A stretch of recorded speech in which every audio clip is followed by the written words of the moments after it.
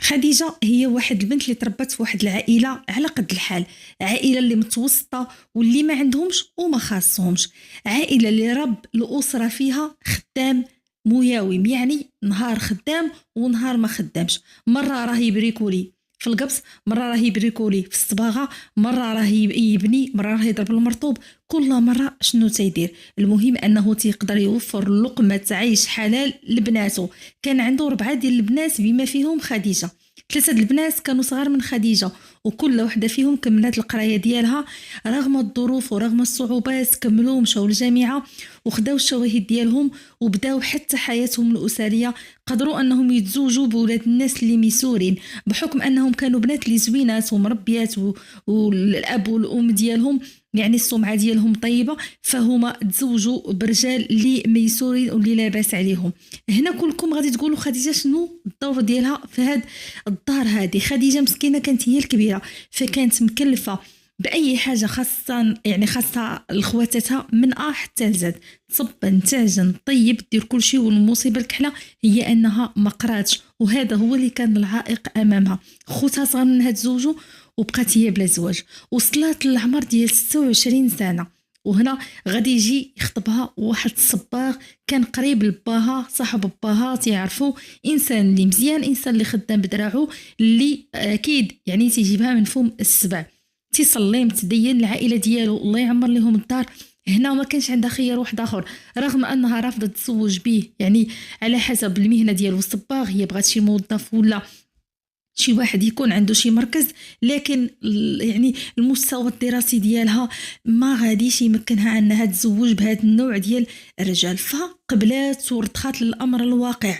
غادي تقدم لها كيف ما قلنا هاد الصباغ اللي كان سميتو منير. منير كيف ما قلت كان في العمر ديالو 30 سنه، انسان على قد الحال، ولكن المميز في هذا الانسان هذا هو انه تيخدم، ماشي من النوع اللي نهار خدام و10 ايام نعس، كان مخصص باغ تيجيب بريكولات اللي صحاح وتيضرب الصرف صحيح. كان عنده شقه ديالو اللي يعني منعزله على باه وامه في نفس المدينه، يعني كان عوال على راسو وعصامي ومسؤول، وفضل انه يتزوج بخديجه بحكم السمعه ديالها الطيبه. كلشي تيقول عليها انها حادقه وانها بنت دارهم وانها كبرات خوتها، يعني سمعتها زوينه. فغادي يقول بسم الله وغادي يمشي يخطبها هو وباه وامه. اكيد كيف ما قلنا غادي تقبل وغادي يبداو يصاوبوا اولا يعدوا للعرس، اكيد غادي يديروا واحد العراسيه اللي على قد الحال. وهنا خديجه غتمشي مع راجلها منير للدار ديالو، الامور غتكون حتى لهنا عاديه، اللي حلت عليها فمها خديجه فتتكون حداها. غير هي كانت شويه طماعه، والمشكل اللي كان عندها كبير هو انها كانت دائما تتقارن راسها بخواتاتها، دائما تتقول علاش خواتاتي عايشين داك الحياه، يسافروا يخرجوا الذهب، الحياه اللي يتعشوا برا يتغدوا برا، وانا واخا تيجيب لي داكشي اللي بغيت ولكن على قد الحال. يعني قليل فين كانوا يخرجوا وقليل فين كانوا يسافروا، وهذا الشيء كان منغص عليها حياتها، رغم انها كانت متاكده ان منير تيبغيها ويدير اي حاجه على وديتها، لكن الشيطان دخل بيناتهم. كانت دائما تتفتح المشاكل ودائما طلب منه حوايج الفوق الطاقه ديالو، عيا ما يحاول انه يوفر لها داك الشيء اللي يقدر عليه، لكن في الاخر هز الرايه البيضاء وقال لها انا بنت الناس راه بزاف عليا هذا الشيء، انت دائما تتقارني راسك بخواتاتك اللي هما اصلا خدامات وقاريات ومزوجين، يعني برجال اللي هما المستوى ديالهم المادي احسن مني انا، هادشي اللي عطا الله. هنا غتقترح عليه واحد الفكره، غتقول ليه علاش ما تخلينيش نخدم وهكا غنطوروا من راسنا، وعوض نبقاو غير مدخول واحد نديروا مدخول ديالك وديالي يعني فلوسك على فلوسي، راه غادي نديروا مستقبلنا ونسافروا ونديروا كل شيء. اقول لها خلي لي شويه الوقت. غيمشي تقريبا واحد السيمانه وهو يفكر وهو يخدم في دماغه واش نخليها واش ما نخليهاش، عندك ديري المشاكل عندك الله اعلم. هي كانت زوينه كيف ما قلت ملفته للنظر، مشكله انها ما كانتش قاريه، يعني كانت واصله غير حد السادس ابتدائي وحافظه. اخيرا غيجي عندها منير ويقول لها بنت الناس انا وافقت ولكن عندي شرط واحد، الخدمه راك غتخدمي عند صاحبي عنده واحد شركه صغيره ديال يعني ديال الناس ديال الصباغه، يعني السلعه ديال الصباغه الى اخره، فانتي غتكوني عنده فلاكيس تما كاينه غتخدمي، يعني صاحبي مزوج ما غاديش نخاف عليك منه وغنكون مطمئن، وانت اكيد راك غتحضي راسك. وقال لها قلتك بالله انك تمشي ديري شي حاجه اللي غتغضب الله ولا غتغضبني، وانا انت تحت عيني اكيد، فهذه خدمه زوينه. بالتاكيد خديجه غطير بالفرحه وغتمشي وغتبدا اول نهار ديالها في الخدمه مع من؟ مع حمد اللي هو مول داك الشركه الصغيره اولا داك المقاوله الصغيره. غتكون فلاكيس وهنا بطبيعه الحال غتعجبها الخدمه. كان واحد الفرق كبير بينها وبين العاملات الاخرين اللي كاينين تما. الخلصه ديالها كانت زايده عليهم. كلكم غتقولوا لان راجلها موصي عليها، انا هنا غنقول لكم لا. الخلصه ديالها في البدايه كانت بحال كاع البنات اللي تما، لكن شويه بشويه بدات تتعجبو. كيف ما قلت عاطيه العين عجباتو، خصوصا انهم ما عندهمش الوليدات. هو انسان اللي مزوج وعنده وليداته، لكن خديجه ما عندهاش الوليدات، وهذا الشيء اللي خلاه يزعم.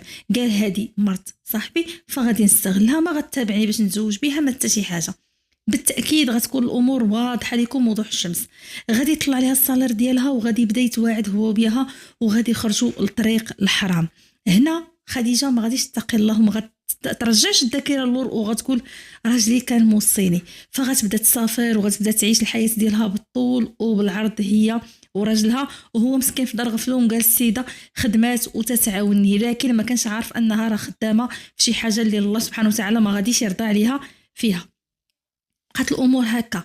لكن هي الحاجه اللي ما كانتش فاهماها هي كيفاش ان احمد اللي هو يعني المدير ديالها في ديك المقاوله كان دائما غير تيسمع المراه ديالو جايه لتما الحموته تبورش عليه، ما تيبقاش قادر يهضر مع خديجه.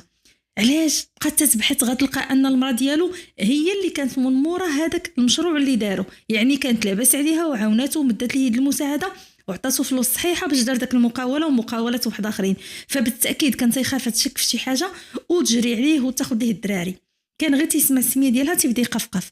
بقات الامور هكا. خديجه غتبدا تعطل في الليل، غتبقى تمشي تلقى هي وياه بطبيعه الحال في واحد الشقه وغتبقى تعطل.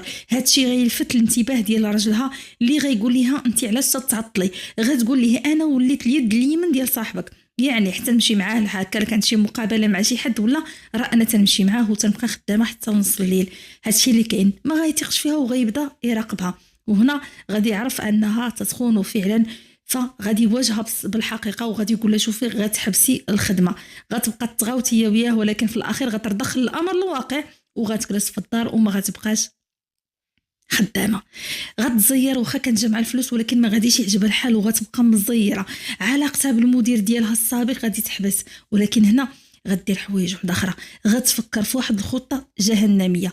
قلت لكم العيالات راهم صعابين، ان كيدهن لعظيم. غتدخل الفيسبوك وغتبقى تعارف على هذا وعلى هذا وعلى هذا حتى غطيح في واحد خينا اللي ساكن في مدينه قريبه ليها. غتعرف عليه في الفيسبوك وهنا غتبقى تواعد هي وياه. من بعد واحد الشهر غتقول له اجي عندي للدار وغتعطيه العنوان. في هذه اللحظه كلكم غتقولوا لي راجلها فين هو؟ راجلها كاين في الدار، تعشى وشبع وعطاته واحد المخدر اللي جاب معاه الكاو، نعس ما فاق. هنا غتحل الباب لصاحب هذاك اللي توعدت معاه. فاش غادي يدخل غادي يلقى ان السيد مذبوح مضروب في جنويه الجهه اليمنيه وطايح غارق في دمياته. يقول لها شنو هذا الشيء؟ ما غيجي يكمل الهضره حتى غتكون هزات جنويه وحده اخرى ورشقاتها ليه في صدره. غتقتلهم بجوج بهم غيبقاو طايحين. هنا غتقولوا لي شنو الغرض؟ انا غنقول لكم شنو بغات دير. غدير يديها في ودنيها وغتقول عوك عوك عباد الله. غيتجمعوا الجيران وغيعيطوا للبوليس اللي غيجيو لتما كاينه. غيهزوا الجثث بجوج بهم، وحده ديال راجلها ووحده ديال السيد اللي هضرت معاه في فيسبوك وتعرفت عليه. ملي غادي يديوهم بطبيعه الحال غيديهم يعرضوهم على الطب الشرعي. هنا غتقول لهم وملي غيبداو مع التحقيق غتقول لهم اودي انا هاد السيد هذا دق عليا حليت ليه الباب راجلي جا شافوا يلا انا بغا نسولو شنو بغيتي ولا هادي راجلي شك فيا فضربوا وهو عاود ليه الدقه ضربوا مع بعضياتهم وقتلوا بعضياتهم. انا ما درت والو. يعني القضيه بيناتهم هما. انا صدموني قالت لك عييت ما نفك فيهم وشي جراحي في يديها. المهم تقنات السيناريو تقنات الدور. هنا غادي يقولوا ليها اودي احنا جايين لك، لانهم كانوا عرضوا الجثه ديالهم على الطب الشرعي اللي اكد ان كميه من المخدر كانت في الدم ديال رجلها. يعني يستحيل واحد اللي مخدر وناعس انه يدير جريمه قتل. غادي يواجهوها بالحقيقه وهنا غتعترف بكل شيء من احتل زاد وغتقول لهم انها كان الهدف ديالها تخلص من رجلها باش هكا دير ما بغات، تهضر مع من ما بغات وتصاحب مع من ما بغات وتبني حناياتها، لانها كانت دائما تشوف خواتها تشوف الناس اللي عندهم رجال خدامين ولاباس عليهم، يعني عماها الطمع، وكانت النهايه ديالها هي هذه، الحكم عليها بالاعدام اكيد، لانها تستاهل اكثر من عقوبه الاعدام. صراحه شيطانه، والطريقه باش دبرت بها الجريمه لا حول ولا قوه الا بالله العلي العظيم.